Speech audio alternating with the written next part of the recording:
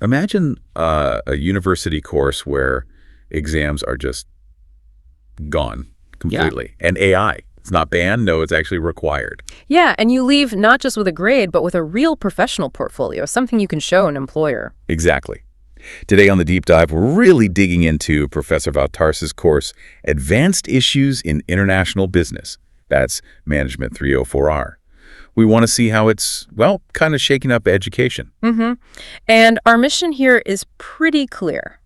We want to unpack how this course works, what makes it, so different, so forward-thinking. And crucially, why the way it's designed is meant to give you, the listener, a real tangible edge in your career. It's a really fascinating look at how, well, at least one professor is trying to evolve education to actually match the professional world we're in now, which is changing so fast. And it sounds like Professor Taros really enjoys this one. He calls it his favorite course to teach. He does. It's designed to go way beyond the basics, right? Yeah. Getting into the more advanced, maybe unusual, sometimes overlooked stuff in international business. Absolutely. Moving past just the textbook definitions into the messy, complex reality of how global business actually works. So topics might sound familiar. International trade, immigration. Yeah, regional integration, Yeah. even HR, things like recruitment, compensation, performance reviews. But he looks at them in, as he puts it, a new, broader, deeper light. Okay. The end goal, really, is that after this deep dive, you'll have a better sense of what to watch for, what to expect, and maybe most importantly, what you can do about these issues in your own career. Okay, so Professor Taros, he's been teaching this course for about 15 years. That's a solid run. But then he just completely redesigned it. Yeah. Like new lectures, new topics, totally different assignments. What prompted such a, well, radical change? It sounds like it was almost entirely down to AI, the rise of these incredibly powerful tools. Like ChatGPT, Copilot, Gemini, all those. Exactly. He saw pretty quickly that traditional ways of checking student knowledge, like exams, they just weren't going to work anymore. AI could basically ace them. Right. He mentioned students could just copy-paste questions, right? Multiple choice, short answers, even essays. Yeah, and get perfect scores without really engaging with the material at all. It kind of defeats the whole purpose of assessment, doesn't it? It really does. And it makes you question, what are we even testing if an AI can do it flawlessly? Precisely. And he shared this pretty amazing story. He'd asked students to write about the world is flat. The Thomas Friedman idea about globalization, borders maybe becoming less relevant. A standard concept in international business courses. Been teaching it for years. Right. But then, can you believe it, about a quarter of his class submitted essays about the literal flat earth theory. No. You're kidding. Not kidding. They pasted the prompt into ChatGPT, the AI misunderstood it, and they just copied the output without reading it. Submitted essays debating flat earth versus round earth. Wow. That's quite the wake-up call about students maybe not engaging. It really was. And it pushed him to test it even further. He started hiding prompts and assignments using, white text on a white background. Oh, clever. Sneaky. Yeah, like hiding include a quote by Abraham Lincoln. Students would copy everything, paste it into the AI. The hidden text becomes visible to the AI. Which then dutifully includes a Lincoln quote. Exactly. And the students paste the whole thing back, Lincoln quote and all, completely out of context without even noticing. It just starkly showed they weren't reading or thinking critically about the output. So, okay, point one. AI basically makes traditional exams useless if students aren't engaging. Check. But you said there was a second reason he scrapped them. Something about exams being a waste of time for careers. Yeah, that was his other big realization. He felt really uncomfortable with how much time students spent studying for and taking exams. Why a waste of time specifically? Because, think about it. All those hours are spent just proving to the professor what you know. Right. Showing knowledge. But it doesn't produce anything tangible, does it? You can't take your exam score into a job interview. You can't show it to your boss for a promotion or a bonus.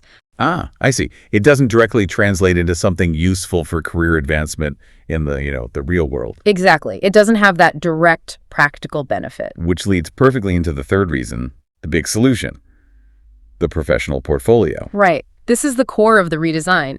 He wants students working on something real, something tangible, as he says, something they can literally take with them. And use directly after the course. Yes. Imagine going into an interview and pulling out this polished portfolio of professional memos, showing your skills, your thinking. Or using it with your current manager, maybe even as a template if you start your own company later. That's the goal, a direct, tangible, practical benefit. And, importantly, he can still evaluate their knowledge and skills through this work. It's not like assessment goes away. It just changes form. So let's be clear. In this course, absolutely no exams. Zero. None. It's all project-based, just this portfolio of 10 memos. That's your entire grade. That is a major shift. And how do they make it relevant? Well, that's key. You choose a real company. Could be somewhere you work now or somewhere you'd love to work. BMW, Google, Uber, wherever. And a specific role. Yeah. Like product manager or accountant. Yep, any role. Product manager, engineer, HR specialist. That makes the work immediately personal and hopefully directly useful for your own goals. Okay, and you mentioned this memo structure he uses. Yeah. You're doing it wrong, here's how to fix it. Sounds intriguing. How does that break down? It's a pretty straightforward 3-step process for each memo. Okay. First, you research how your chosen company, or maybe a country, for the policy memos currently does things for a specific issue. Yeah. And you need to cite your sources. Step 1, describe the current reality. Exactly. Step 2, analyze the problems.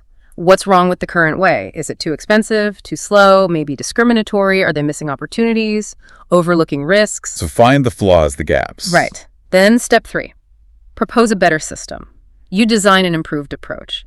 You need ideas, references, analysis, suggestions, maybe even a cost-benefit look. So not just criticize, but actually build something better. That's the core idea. Show how your proposal would be cheaper or faster or attract better people or solve the problems you identified.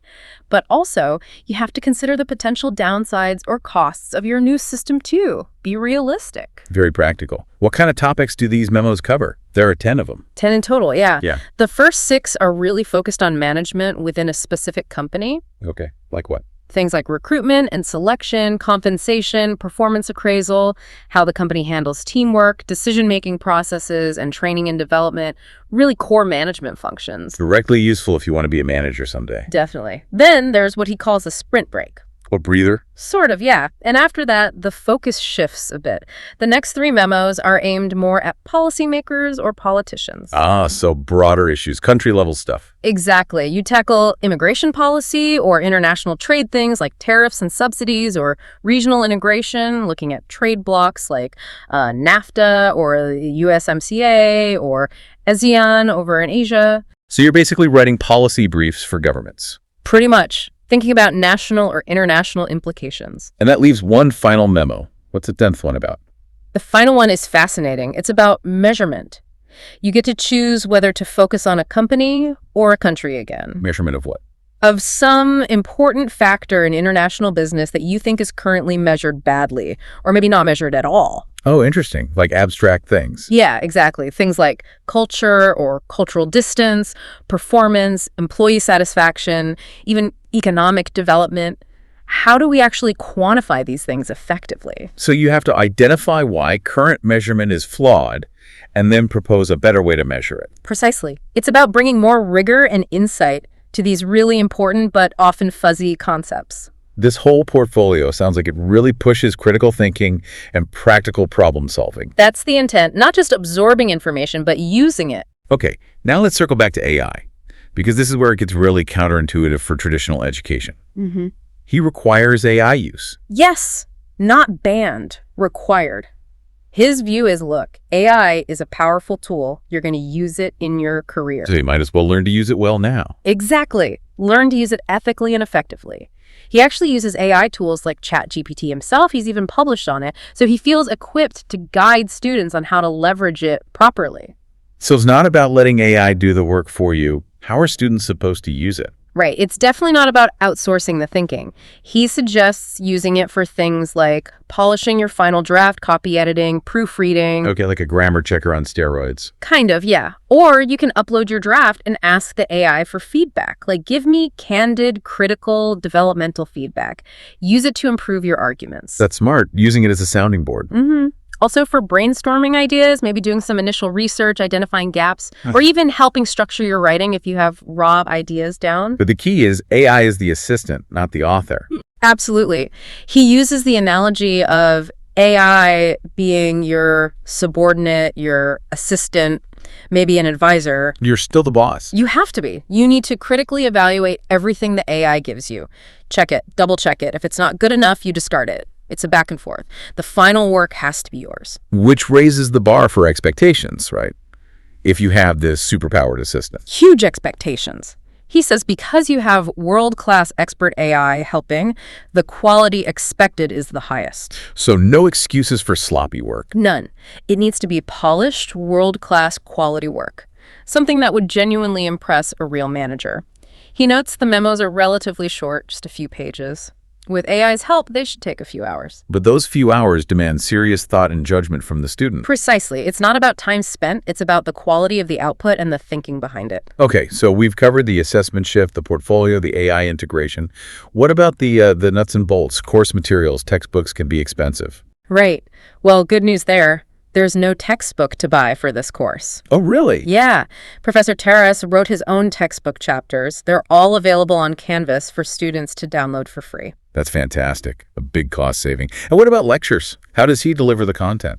He's really big on multimodal learning, recognizing people learn differently. So all the lectures are available in several formats. Like what? You've got standard video lectures, obviously, but also audio-only versions. He designed them so you can understand the content just by listening. Ah, like an audiobook for commuting or jogging. Exactly. He listens to audiobooks himself, so he wanted that option. And they're downloadable. He also provides wordy slides, more like detailed notes for review. And I heard something about an AI-generated podcast version. Yes, that's another unique touch. He had an AI create a sort of conversational podcast version of each lecture, like two hosts discussing the topic. Why do that? He thought it might be more engaging, maybe easier for non-native English speakers, or just for people who prefer that format. It's about offering choice.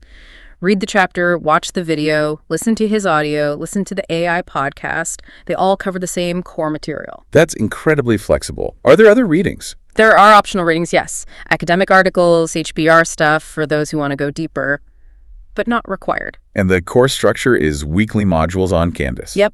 Each week unlocks a module with the chapter, lectures in all formats, slides, optional readings, and the memo assignment for that week. Nice and organized. Keeps everyone on track. Okay, let's talk grading again. We know it's the 10 memos, 10 points each, no exams. Correct. Your entire grade is based on that portfolio you build throughout the semester. But there's also this interesting bonus system. Course improvement bonuses. Ah, yes. This is pretty clever. Students can earn small bonus points, like 0.1 points per find, capped at 2 points total for the course. For doing what? For finding typos, misspellings, missing commas in the course materials, or, more substantively, for suggesting improvements to the course itself, or the assignments. Huh. So he's basically crowdsourcing proofreading and getting improvement ideas from the students themselves. Pretty much. It incentivizes students to pay close attention, to engage critically with everything, and it makes them feel like they have a stake in making the course better. It's kind of a win-win. That is smart. It fosters a sense of co-creation. Definitely. So, pulling this all together, Professor Terrace's course really feels like a blueprint for something different in education. It combines academic depth with very practical, real-world application. Absolutely. You leave with skills, knowledge, but also this portfolio. And you've learned how to work with AI, not just ignore it or fight it. Which brings us to a final thought for you, the listener. As you hear about this model focusing on tangible portfolios, integrating AI constructively, how might this become more standard in the future? Is this the way education needs to go to really prepare people? And maybe think personally. If you were in a course like this, what specific skills, what kinds of outputs or memos would you want to create to directly help your own career path? Something to really chew on.